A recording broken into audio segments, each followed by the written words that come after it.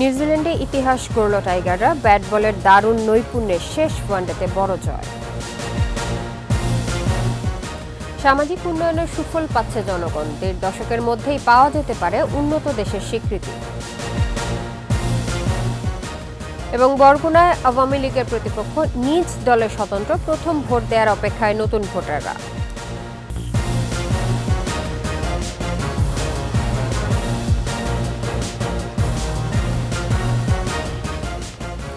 শুনছিলেন first security ইসলামী bank limited সংবাদ শিরোনাম। আমন্ত্রণ সকাল ৯টার ২১ সংবাদে আপনাদের সঙ্গে থাকছে ইসরাত জাহান। দর্শক, ২১ টেলিভিশনের সংবাদ একই সাথে সরাসরি দেখতে পাবেন আমাদের ফেসবুক পেজ www.facebook.com/2124 অনলাইনে। সিরিজের তৃতীয় ওয়ানডেতে নিউজিল্যান্ডকে ৯ উইকেটে হারিয়ে ইতিহাস গড়ল বাংলাদেশ। কিউইদের মাটিতে প্রথমবারের মতো ওয়ানডে ম্যাচ জিতল টাইগাররা। টস হেরে ব্যাটিংয়ে নেমে মাত্র ৯৮ রানেই গুটিয়ে যায় নিউজিল্যান্ড। জবাবে নাজমুল হোসেনের হাফ সেঞ্চুরিতে ১ উইকেট হারিয়ে ২০৯ বল হাতে রেখেই ৩ ম্যাচ সিরিজে হোয়াইট ওয়াশ এড়াল বাংলাদেশ। পারভেজ খোকনের রিপোর্ট।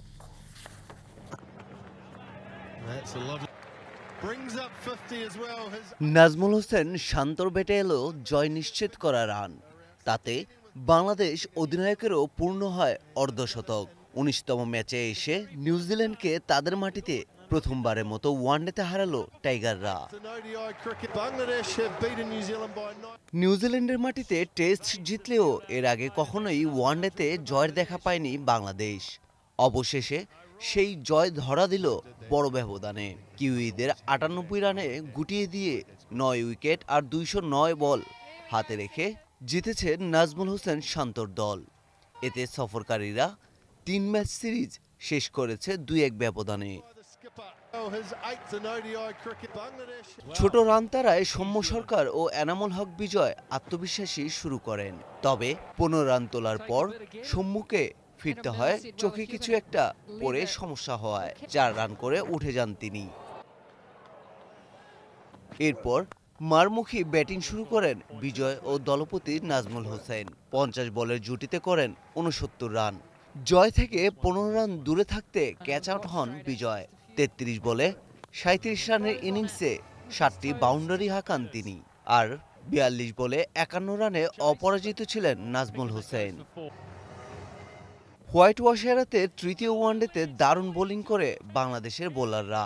নেপিয়ারে টস হেরে আগে ব্যাট করতে নেমে ৩১ ওভার ৪ বলে সবকটি উইকেট হারিয়ে ৯৮ রানে থামে নিউজিল্যান্ডের ইনিংস। দলের হয়ে সর্বোচ্চ ২৬ রান করেন ওপেনার উইল ইয়াং।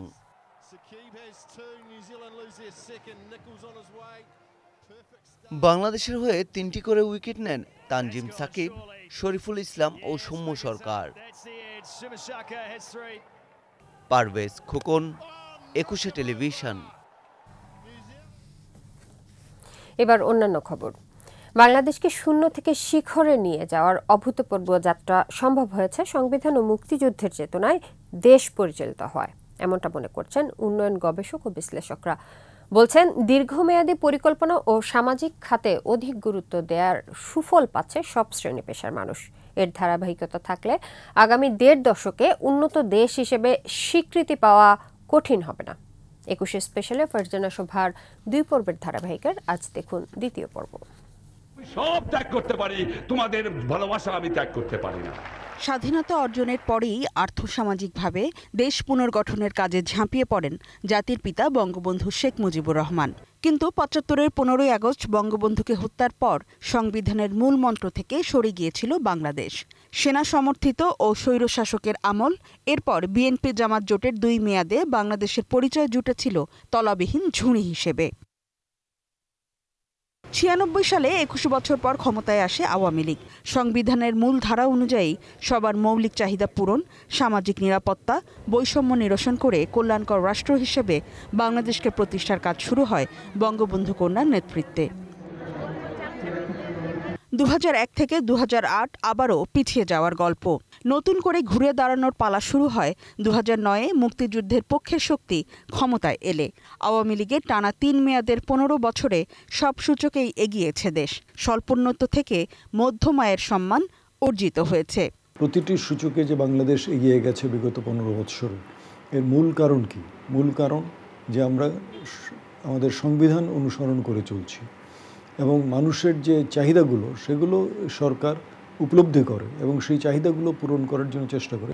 মানুষের যে চাহিদাগুলো সেগুলো কতটা পূরণ হয়েছে সেটা মানুষকে জিজ্ঞেস করলেই বোঝা যাবে। আজকে সামাজিক গুরুত্ব দিলেন, যারা নিচের দিকের মানুষ তাদের জন্য সামাজিক সুরক্ষা, কৃষিতে গুরুত্ব দিলেন, সবাই যাতে আমরা খেয়ে পরে বেঁচে থাকি। তৃতীয় দিলেন যে ব্যক্তি খাত যেন বিনিয়োগ তারা করতে পারেন, উদ্যোক্তাদের জন্য সমর্থন দিলেন।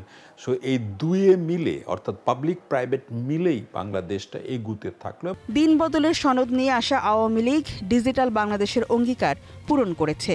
2041 সাল নাগাদ স্মার্ট বাংলাদেশ বিনির্মাণের স্বপ্ন ও বাস্তবায়নের অঙ্গীকার নিয়ে জনগণের কাছে যেতে চায় দলটি। বিশ্লেষকরা বলছেন, সংবিধানকে সামনে রেখে আওয়ামী লীগ ইশতেহার ঘোষণা ও বাস্তবায়নের ধারাবাহিকতা বজায় রাখায় সুষম উন্নয়ন সম্ভব হয়েছে। দক্ষ জনশক্তি তৈরি করতে হলেও তো একটা স্মার্ট বাংলাদেশ খুব দরকার। সেই জন্য আমি মনে করি যে তিনি অনেক দূর দেখতে পান এবং সেই দেখেই তিনি এগুচ্ছেন। এবং আমাদের যেটা করতে হবে যে তিনি তো একটা অর্কেস্ট্রার মাত্র সুর তুলে দিচ্ছেন, বাকিদের খেলতে হবে, সবাইকে একযোগে কাজ করতে হবে। সেখানে প্রাইভেট সেক্টর, পাবলিক সেক্টর এবং নন গভর্নমেন্টাল সেক্টর সবাইকে হাতে হাত মিলিয়ে একসঙ্গে কাজ করতে হবে। একজন নেতা তিনি যদি ভিশনারি লিডারশিপ দিতে পারেন তাহলে দেশ এগিয়ে যাবে এবং শেখ হাসিনার মধ্যে বঙ্গবন্ধুর সেই ভিশনারি লিডারশিপের কোয়ালিটি, সেই বৈশিষ্ট্য আমরা লক্ষ্য করি আছে। মানুষকে ভালোবাসা, দেশকে ভালোবাসা, যেটি বঙ্গবন্ধুর বলতে গেলে রাজনৈতিক যে অঙ্গীকার ছিল সেটি এখন শেখ হাসিনার মধ্যে আমরা লক্ষ্য করছি।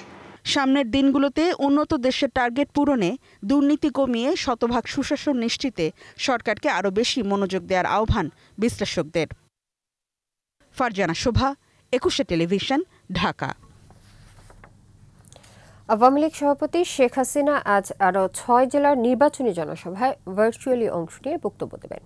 বেলা 3টায় আওয়ামী লীগ সভাপতি বঙ্গবন্ধু কন্যা শেখ হাসিনা রাজধানীর তেজগাঁয়ে ঢাকা জেলা আওয়ামী লীগ ভবন, পান্থ থেকে খুলনা বিভাগের কুষ্টিয়া, ঝিনাইদহ ও সাতক্ষীরা, বরিশাল বিভাগের বরগুনা, ময়মনসিংহ বিভাগের নেত্রকোনা এবং চট্টগ্রাম বিভাগের রাঙ্গামাটি জেলার নির্বাচনী জনসভায় বক্তব্য দেবেন। কর্মসূচিতে আওয়ামী লীগের কেন্দ্রীয় নেতা, সংশ্লিষ্ট জেলার তৃণমূল নেতা এবং জেলাগুলোর নির্বাচনী আসনের নৌকার প্রার্থী উপস্থিত থাকবেন। এবারে আলোক হেলথ কেয়ার অ্যান্ড হাসপাতাল ভোটের খবর।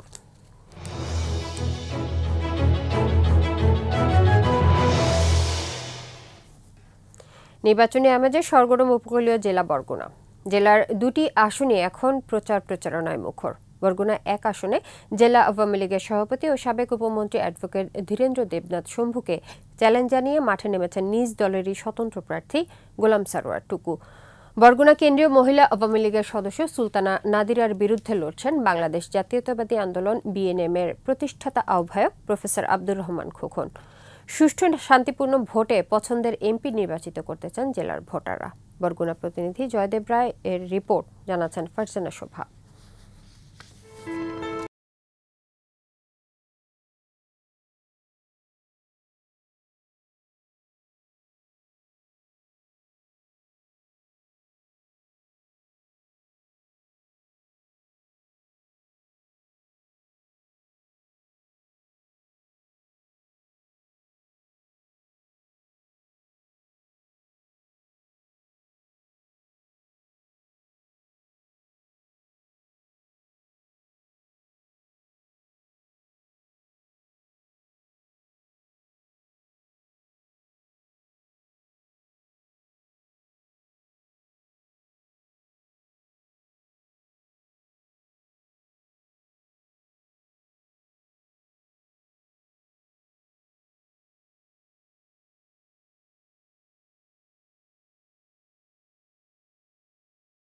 কোনো অবস্থান দেখতে চান তারা। বরগুনার একটু উন্নয়ন করতে পারে এই ধরনের এমপি আমরা চাই। আমিও তো একটা 10 টাকা দামের চাউলের কার্ড পাই। আওয়ামী লীগ সরকার আমাকে এনে বলক দিয়েছে, আমরা এই তো অনেক খুশি। এই বাজারটা আরো একটু আগুয়ে যেতে ভাঙ্গে হেঁটু আগুয়াই নাই, কারণ বলকে এই ভাঙ্গাটা রোধ করছে। আমরা একটা সঠিক নিরপেক্ষ নির্বাচন চাই। নতুন ভোটাররাও অপেক্ষায় আছেন জীবনের প্রথম ভোট দিতে। প্রথমবার এইবার ভোট দেব। আমি এমন একজন প্রার্থীকে চাই যে হচ্ছে উন্নয়নের কথা ভাববে সব সময়। আমরাও চাই আওয়ামী লীগ সরকার আবার নির্বাচিত হয়ে বরগুনা রেললাইন হোক। দিন ঘনিয়ে আসার সাথে সাথে ভোটারদের মন জয়ে ব্যস্ত প্রার্থীরা। জেলার 2টি আসনের প্রার্থীরাই ব্যস্ত নিজেদের প্রচারে। এবার বরগুনা 1 আসনে নৌকার প্রার্থী এমপি, জেলা আওয়ামী লীগের সভাপতি ও সাবেক উপমন্ত্রী অ্যাডভোকেট ধীরেন্দ্র দেবনাথ শম্ভু। এ আসনে স্বতন্ত্র প্রার্থী হয়েছেন আওয়ামী লীগেরই গোলাম সারোয়ার টুকু ছাড়াও আরও 2 জন। বরগুনা 2 আসনে নৌকার প্রার্থী প্রয়াত এমপি গোলাম সবুর টুলুর স্ত্রী কেন্দ্রীয় মহিলা আওয়ামী লীগের সদস্য সুলতানা নাদিরা। এই আসনে তার প্রতিদ্বন্দ্বী বিএনএম-এর প্রতিষ্ঠাতা আহ্বায়ক প্রফেসর আব্দুর রহমান খোকন। 2টি আসনেই নৌকার প্রার্থীরা জয়ী হবে বলে আশাবাদী জেলা আওয়ামী লীগ। মাননীয় প্রধানমন্ত্রীর তার যে সফলতা এবং তার যে জনগণের প্রতি গভীর ভালোবাসা, তার ফলশ্রুতিতে মানুষ শেখ হাসিনাকে ভোট দেবে, নৌকায় ভোট দেবে, আওয়ামী লীগকে ভোট দেবে এবং আমি তাদের একজন কর্মী হিসেবে তারা আমাকে। বরগুনা 1-এ লড়াই হবে বলেই জানালেন স্বতন্ত্র প্রার্থী টুকু, আর বিএনএম প্রার্থী জানালেন বরগুনা 2 আসনে নৌকার সাথেই তাদের লড়াই হবে। আমি মেহনতি মানুষের সাথে চিরদিন ছিলাম, দুর্নীতির বিরুদ্ধে ছিলাম, শোষক শ্রেণীর বিরুদ্ধে ছিলাম, দুর্নীতিবাদদের বিরুদ্ধে ছিলাম, অত্যাচারীর বিরুদ্ধে ছিলাম। আমি চিরকাল শোষিত মানুষের পক্ষে ছিলাম, আমি এখনো শোষিত মানুষের পক্ষে আছি। মানুষ আমাকে সেভাবেই গ্রহণ করছে। এই অঞ্চলের মানুষের ভাগ্য পরিবর্তনের জন্য, তাদের জীবনের দৈনন্দিন জীবনের উন্নতি করার জন্য, তাদের মুখে হাসি ফোটাবার জন্য যা যা করা প্রয়োজন আমি সবগুলো করার চেষ্টা করব। বরগুনা 1 আসনে মোট ভোটার রয়েছে 4,14,402 আর বরগুনা 2-এ ভোটার সংখ্যা 6,82,768 জন। ফারজানা শোভা, 21 টেলিভিশন। ব্রাহ্মণবাড়িয়ায় রেল লাইনের ক্লিপ খোলার অভিযোগে এক যুবককে আটক করা হয়েছে। ঢাকা চট্টগ্রাম রেলপথের জেলা শহরের পৈরতলা রেলগেট ব্রিজে থেকে তাকে আটক করা হয়। জেলা আনসার বাহিনীর কমান্ড্যান্ট জানান, পৈরতলা গণকবর এলাকার রেল লাইনের ক্লিপ খোলার চেষ্টা করা হচ্ছিল। এ সময় দায়িত্বরত আনসার সদস্যরা তাকে আটক করে তার কাছ থেকে 4টি ক্লিপ উদ্ধার করা হয়। এলসি বন্দর থেকে স্থলবন্দরে রূপান্তরিত হয়ে ব্যবসা বাণিজ্যের সম্ভাবনার দ্বার খুলেছে ধানুয়া কামালপুর। অবকাঠামোগত উন্নয়নে বেড়েছে পণ্য আমদানি রফতানিও। সমৃদ্ধির স্বপ্ন পূরণে উচ্ছ্বসিত স্থানীয়রা। জামালপুর প্রতিনিধি মুক্তা আহমেদের প্রতিবেদন, জানাচ্ছেন খুরশিদ আলম মুকুল। 47-এ দেশ বিভাগের আগে ভারতে আমদানি রপ্তানি হতো ধানুয়া কামালপুর এলসি বন্দর দিয়ে।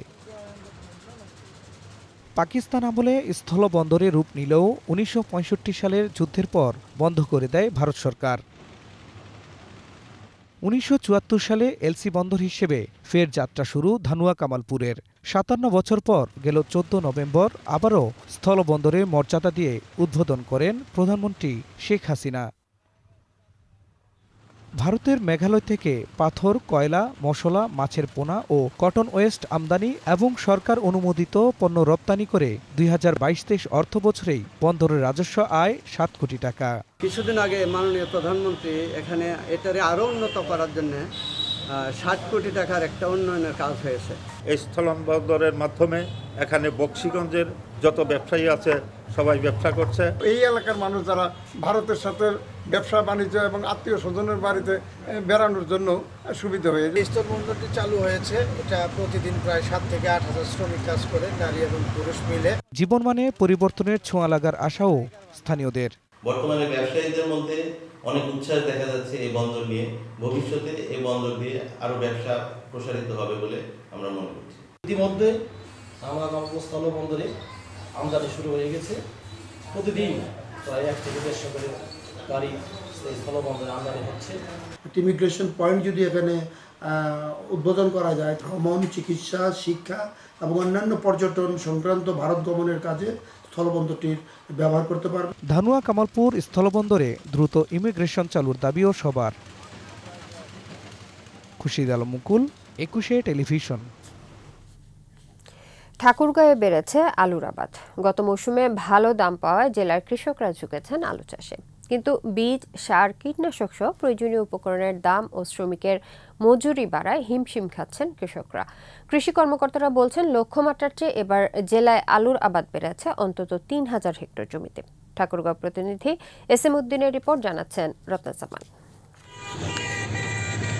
আমন কাটার পরপরই জমিতে পুরোদমে আলুর বীজ বপন ও চারা পরিচর্যায় ব্যস্ত ঠাকুরগাঁওয়ের কৃষাণীরা।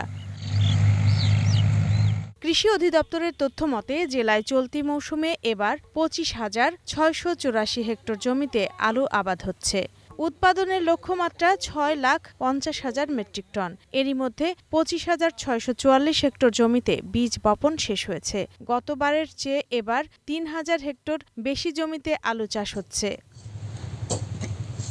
কৃষকরা বলছেন, গত বছরের তুলনায় এবছর আলুর বীজ, সার, কীটনাশক, সেচের জন্য জ্বালানি, তেল সহ শ্রমিকদের মজুরি বেশি। এবার বিঘা প্রতি প্রায় ৩০,০০০ টাকা বাড়তি খরচ হচ্ছে। এ কারণে উৎপাদিত আলুর ন্যায্য মূল্য পাওয়া নিয়ে এখনই কিছুটা দুশ্চিন্তায় চাষিরা। আশা ভালো ফলনের। পাবলিকেরটা নিলে ৫০, আর যদি আপনার কোম্পানির কোনো বীজ দেন তাহলে ৬৫ এরকম, কিন্তু দাম বেশি বীজের অন্যান্য বারের তুলনায়। ৩০ থেকে ৩৫,০০০ টাকা বিঘা প্রতি মনে করেন যে খরচা আছে। তারপরেও মনে করেন যে আমরা চেষ্টা করে যাচ্ছি আবাদ করার জন্য। দেখা যাক এখন উপর আল্লাহ আর কি করে। গেলবার আলু কিনছিলাম ৩৮,০০০ টাকার আলু, যে ২-১ একর হয়ে গেছিল। এবার আমাকে লাগছে ৫৫,০০০ টাকার আলু একরে। এবারে রোপণ করেই যে প্রথম শেষ পানি দিতেই মোটামুটি ৫০,০০০ চলে গেছে। আগামীতে আরো ২০,০০০ মোটামুটি খরচা হতে পারে। এদিকে কৃষি কর্মকর্তা বলছেন, আলু আবাদে প্রান্তিক কৃষকদের কারিগরি সহযোগিতা সহ সব ধরনের পরামর্শ দেয়া হচ্ছে। এবার আলু যেহেতু দাম বেশি ছিল বাজারে, সেক্ষেত্রে অনেক কৃষকই আলু উৎপাদনে আগ্রহী হয়ে তারা আলু আরও রোপণ করবেন এবং আমাদের এই গত বছরের যে অর্জন বা আমাদের যে লক্ষ্যমাত্রা বলছি এবার, সেটি থেকে কিন্তু আমরা আশা করছি হয়তো ২ থেকে ৩,০০০ হেক্টর জমিতে বেশি আলু রোপণ হবে। ন্যায্য মূল্য প্রাপ্তিসহ আলু চাষের যাবতীয় আনুষঙ্গিক খরচ সহনীয় পর্যায়ে রাখার দাবি আলু চাষিদের। রত্না সামান, ২১ টেলিভিশন। আর এর সাথে শেষ করছি সকাল ৯টার ২১ সংবাদ। তবে যাবার আগে ফার্স্ট সিকিউরিটি ইসলামী ব্যাংক লিমিটেড সংবাদ শিরোনামগুলো আরও একবার। নিউজিল্যান্ডে ইতিহাস গড়ল টাইগাররা, ব্যাট বলে দারুণ নৈপুণ্যের শেষ ওয়ানডেতে বড় জয়।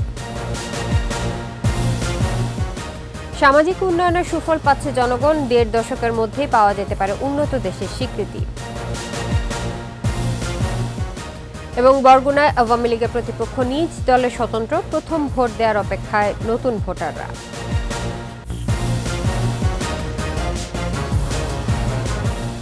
সর্বশেষ খবর জানতে ডায়াল করুন 2021 নম্বরে, আর ভিজিট করুন 21-tv.com এই ওয়েবসাইটে। এছাড়াও ফেসবুকে ভিজিট করতে পারেন facebook.com/2124 অনলাইনে। এতক্ষণ সাথে থাকার জন্য ধন্যবাদ। পরের সংবাদ বেলা ১২টায় দেখার আমন্ত্রণ রইল। ২১-এর সাথেই থাকুন।